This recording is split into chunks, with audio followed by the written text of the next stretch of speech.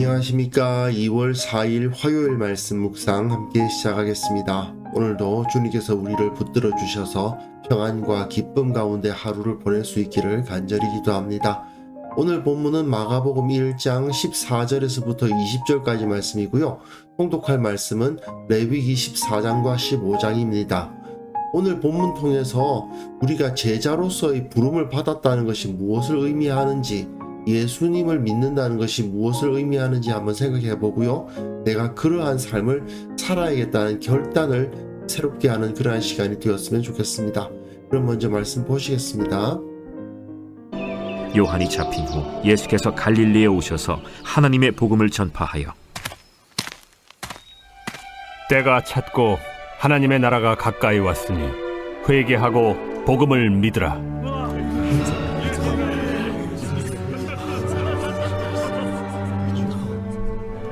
갈릴리 해변으로 지나가시다가 시몬과 그 형제 안드레가 바다에 그물 던지는 것을 보시니 그들은 어부라. 나를 따라오라. 내가 너희로 사람을 낚는 어부가 되게 하리라. 하시니 곧 그물을 버려두고 따르니라. 조금 더 가시다가 세베대의 아들 야고보와 그 형제 요한을 보시니 그들도 배에 있어 그물을 깁는데 곧 부르시니 그 아버지 세베대를 품꾼들과 함께 배에 버려두고 예수를 따라가니라. 예수님께서 제자들을 부르시는 모습을 볼 수가 있었죠. 마가복음 전체는 이렇게 크게 갈릴리에서 예루살렘으로 향하는 길, 그리고 예루살렘 부분으로 나뉠 수 있고, 그 앞뒤에 광야에서 있었던 일과 무덤에서 있었던 일이 제시가 되고 있는 것을 볼 수가 있는데요. 오늘 본문을 통해서 이제 갈릴리 단락이 시작되는 거죠. 근데 갈릴리 단락은 다시 이렇게 나누어 볼 수가 있습니다.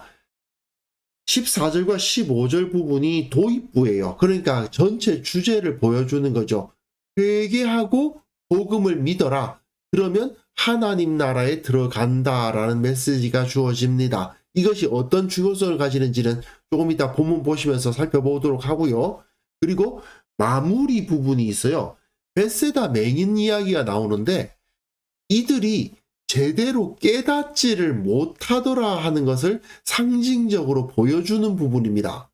그리고 그 가운데에 보시면 제자를 부르시는 모습이 나오고요. 오늘 본문이죠. 그리고 12제자를 세우시는 이야기가 나오고요. 또 제자들을 파송하시는 이야기가 나오는데 이 이야기들로 세 부분으로 나뉘어요.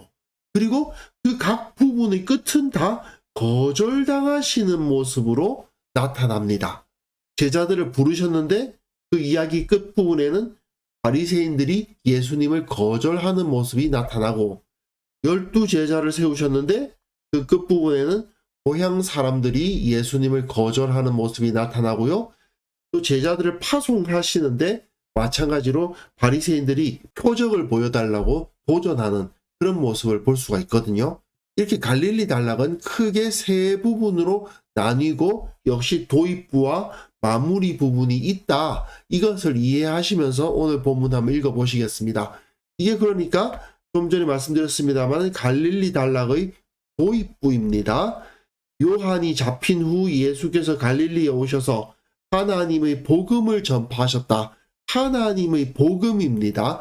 세례 요한의 시대는 끝나고 예수님께서 갈릴리에 오셔서, 갈릴리는 제자들을 부르시는 곳이죠. 제자들을 부르시는 그곳에서 하나님의 복음을 전파하시는데 그 복음이 무엇이냐? 하나님의 나라가 가까워 왔다는 겁니다. 때가 되어서 하나님의 나라가 가까이 왔다. 그럼 하나님의 나라에 어떻게 들어가느냐? 회개하고 복음을 믿으라. 회개하고 믿으면 하나님의 나라에 들어가요. 현대 그리스도인들이 보기에는 너무 당연한 이야기다, 평범하다, 그렇게 느껴질 수 있지만 이 당시 유대인들에게는 이것이 결코 평범하고 당연한 이야기가 아니었습니다. 왜냐? 이들은 이미 자기들이 유대인으로 태어났기 때문에 하나님의 나라에 들어간다고만 생각했지, 회개하고 믿음을 가지는 것이 하나님 나라에 들어가는 조건이라고는 생각하지 않았던 사람들이거든요. 하지만 예수님은 명확하게 다른 기준을 제시하고 계시는 겁니다. 유대인이면 하나님 나라에 들어가진다가 아닙니다. 회개하고 믿음을 가져야 됩니다. 하나님의 복음을 듣고 믿는 믿음으로 하나님 나라에 들어간다 하는 것이 여기서 선포되고 있는 것이죠. 그리고 이제 갈릴리 본문의 세 단락 중 첫 번째 부분, 제자들을 부르시고 마지막은 바리새인들이 거절로 끝날 텐데요. 1장 16절부터 3장 6절까지 이 이야기가 진행될 겁니다. 그 시작부를 볼 수 있는데요. 갈릴리 해변으로 지나가시다가 시몬과 그 형제 안드레가 바다에 그물 던지는 것을 보시니 그들은 어부라.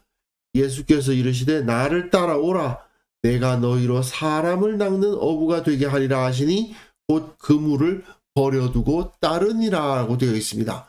복음을 예수님께서 선포하신 이후에 즉시 제자들을 부르시는데요. 하나님 나라에 들어가기 위해선 회개하고 복음을 믿어야 되는데 회개하고 복음을 믿는다는 것이 도대체 뭐냐? 그것을 그림으로 보여주고 있죠. 어떤 것입니까? 그물을 버려두고 따르는 겁니다. 지금까지 자기들은 바다에서 그물 던지고 있었어요. 어부니까요. 어부로서 물고기를 낚는 사람들이었는데 이제는 물고기가 아니라 사람을 낚는 어부가 될 것이다 라고 말씀을 하시는 겁니다. 결국 인생의 방향성이, 인생의 목적이 물고기가 아니라 사람으로 바뀐다는 거예요. 즉 회개라는 것은 삶의 방향성을 바꾸는 것을 의미하는 것이고요. 그리고 믿음이라는 것은 예수님을 따르는 거죠. 예수님과 함께 있는 것이 믿음입니다. 회개라는 것은 지금까지 살고 있었던 방식을 바꾸는 것이고 믿음이라는 것은 예수님과 함께 딱 붙어서 그분을 따르는 것, 그것이 바로 믿음이죠. 하나님 나라에 들어가는 방법은 무엇입니까? 회개와 믿음입니다. 이것이 바로 회개와 믿음이라는 것이죠. 그물을 버려두고 따르니라. 조금 더 가시다가 세베대의 아들 야고보와 그 형제 요한을 보시니 그들도 배에서 그물을 깁는데 곧 부르시니 그 아버지 세베대를 품꾼들과 함께 배에 버려두고 예수를 따라가니라. 이것이 바로 회개이고 믿음이라는 것이죠.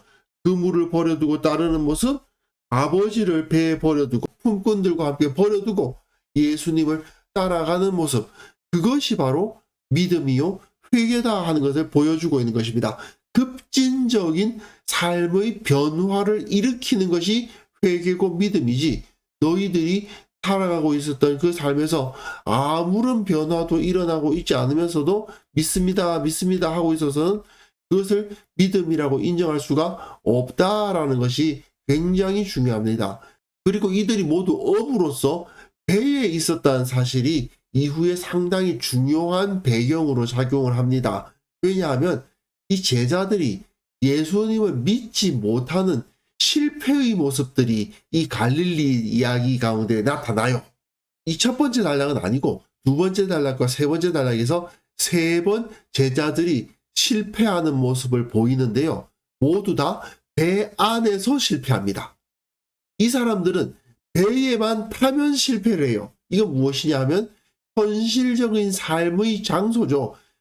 현실적인 삶의 자리에서 믿음을 온전히 바라보지 못하는 모습이 마가복음에서 나타날 텐데 미리 여기에 배경으로서 제시가 되고 있는 겁니다. 이 사람들은 어부였고 그 일상의 삶 가운데 들어갔을 때에 예수님을 잊기 쉬웠더라 하는 것을 보여줌으로써 우리도 우리의 일상의 삶 가운데에서 믿음을 가져야 하는데 사실은 그 일상의 삶 가운데 믿음을 갖는다는 것이 쉽지 않은 일이다라고 가르치고 있는 것이죠. 어쨌든 오늘 본문에서 우리는 굉장히 단순한 메시지를 만날 수 있습니다. 하나님 나라에 들어가기에 합당한 회개란 곧 삶의 목적을 바꾸는 것을 의미합니다. 어부들은 물고기를 잡는 사람들이지만 회개한 어부들은 배를 타고 물고기를 잡는다 하더라도 실제로는 사람을 낚는 일을 하는 사람들입니다. 이 본문에 나와 있는 이 제자들은 그 모든 것을 다 버리고 예수님을 따랐지만 이후에 또 배를 탈 일이 있었겠죠. 그런데 물고기를 낚는다 하더라도 그 그 직업을 버리지 않는다 하더라도 그 물고기를 많이 잡아서 돈을 많이 벌기 위해서 일하는 사람이 아니라, 물고기를 잡아서 내 재산을 늘리고 내 배를 불리기 위함이 아니라, 이 일을 매개체로 하여 많은 사람에게 생명을 주는 일을 하기 위해서 물고기를 잡는 사람들이 바로 사람을 낚는 어부인 것이죠. 이 갈릴리에서 예수님의 제자들은 즉각 이에 순종하지 않았습니까? 그들의 인생을 물고기 잡는 데에만 사용하지 않고 사람의 생명을 구하는 데 사용하겠다는 결단을 한 거죠. 물론 제자들은 이후에 예수님 앞에서 실패도 많이 하고요, 어리석은 모습도 많이 보였습니다. 그러나 그럼에도 불구하고 이 결단에 의해서, 내가 사람을 낚는 어부가 되겠다는 결단에 의해서 하나님 나라에 들어갈 자격을 얻을 수 있었던 것을 기억해야 됩니다. 우리도 이런 결단을 하는 사람이 되어야 되지 않겠습니까? 내가 잘할 수 있을까? 이런 생각은 내려놓아야 됩니다. 내가 잘할 수 있을까 없을까 그게 중요한 게 아니고요, 주님께서 나를 부르셨다는 것이 중요합니다. 주님께서 우리를 부르고 계십니다. 내 삶 가운데 다른 사람들에게 좋은 영향력을 끼치고 저들에게 생명을 주고 영원한 생명에 대한 소망을 갖게 하는 것, 그것이 바로 우리 삶의 목적이라는 것을 우리는 잊지 말아야 될 것입니다. 그래서 이 시간 함께 기도하실 때에는요, 내 삶의 모든 것이 오직 복음 위에 서 있음을 기억하는 자가 되게 하여 주옵소서. 예수님의 제자로서 부름받았으니 그 부르심에 합당한 삶을 살아가게 하옵소서. 우리 교회가 예수님의 제자들을 부르고 또 제자를 세우는 공동체가 되게 하여 주옵소서. 함께 기도하는 시간 가졌으면 합니다.